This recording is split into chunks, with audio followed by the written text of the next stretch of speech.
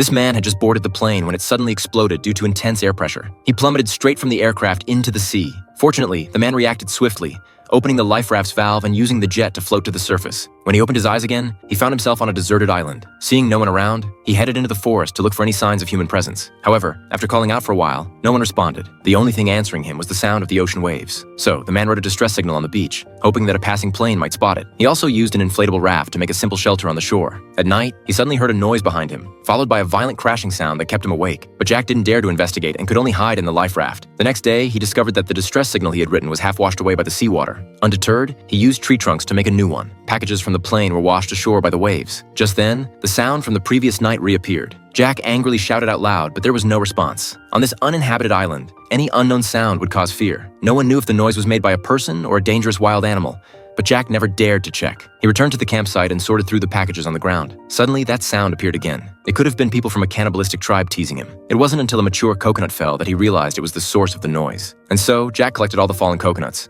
But the tough outer shell made it impossible to open. He couldn't crack or smash it open. But as a human, he should use his brain to think. Jack used a sharp stone to peel off the outer skin, then used a pointed rock to drill a small hole, allowing him to drink the fragrant coconut water. In the afternoon, he began exploring other parts of the island. Jack discovered a cave by the sea, but he didn't rush to enter, because next, he wanted to reach the highest point of the island. A sharp stone cut his toe, so Jack tore a piece of cloth and used a rope to tie it around his foot. With his feet protected, Jack was able to climb to the summit. It was indeed a lonely little island, with only the waves and the endless sea. Due to copyright issues, I can only show you this much. If you're interested, you can check out the original film.